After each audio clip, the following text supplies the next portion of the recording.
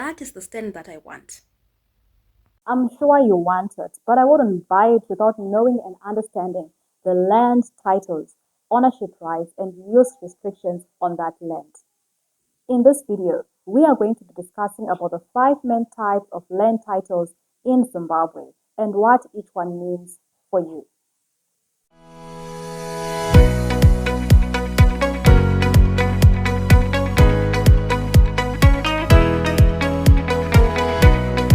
Let's get started. The first one is the freehold title. This is the most common and popular land title in Zimbabwe. This is known as the title deed.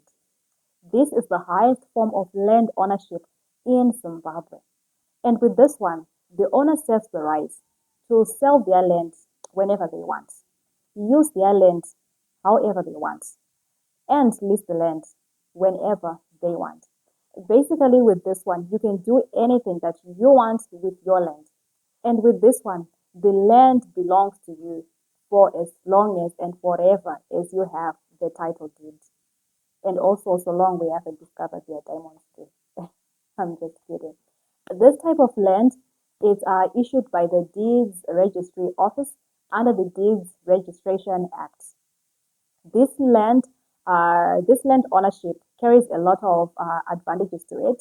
The first one being it can be kept in the family line for as long as you want. It can easily be passed from generation to the next generation to the other one. And then also it can be used as collateral when you want to get a mortgage or when you want to get a loan. And also, this is the most secured type of land ownership in the country when it comes to legal means and terms.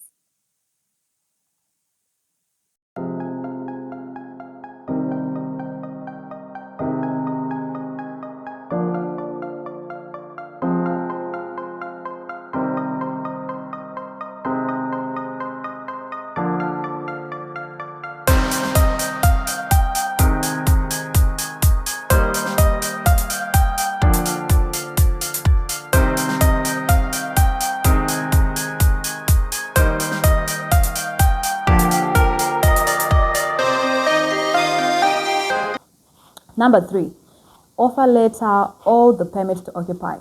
This is a document which is issued by the government through the ministry. This land is usually used for agriculture and for resettlement purposes.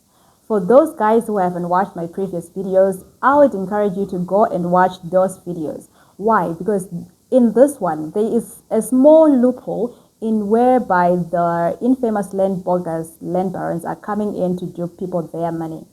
I talked about this point specifically that there are sellers who are selling land in under the Ministry of Lands, yet they are supposed to what? To change it to residential areas. So this is something that you are supposed to take note when you want to buy land.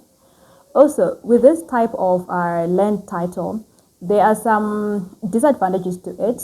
Number one being it's really hard to sell and transfer the land, especially to somebody else. And also, you can't use this land as collateral if you want to get a mortgage or a loan from the bank. Number 4, the customary land tenure. This is the most popular and hottest land title in the country at the moment, the Sabok deals. Guys, I will do a video specifically meant for this. I know you have a lot of questions. You want to know what is going on with rural land. You want to know if the speculations are true. You want to know the exact position of the government when it comes to the Sabok deals. For now, let's just touch on the surface. When it comes to this land was given to the traditional leaders to manage. This is the type of land whereby it belongs to the communal. Usually it is kept in the family line, like a grandfather will pass it on to their children, the children will pass it on to their other children, and so on and so on and so on. But however, there is a loophole in which people are using to what? To now get access to this land. However, there is a small downfall to it. You cannot get a title deed for this land. But however, again, there is another method in which people are using to what? to secure the land they would have bought from the sabok.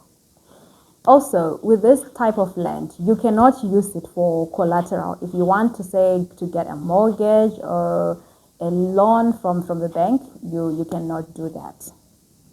Number 5, cession documents. This is usually used in high density areas in urban areas. This is usually allocated by the council itself or housing cooperatives itself.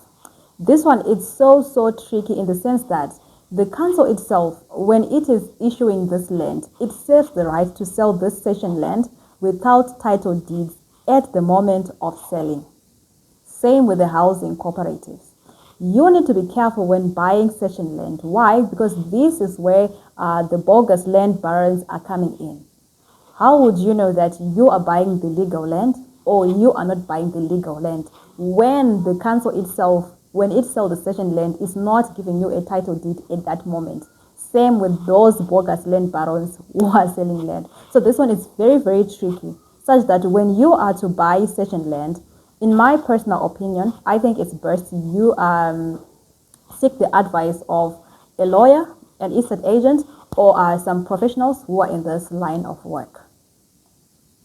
And to the angel's advice, if you're looking for security to resell and to invest on your property, it's best to aim for the freehold title, which is the title deed, as this is the most form of highest ownership of land in Zimbabwe, and also this is the most secure and legally protected type of land in the country.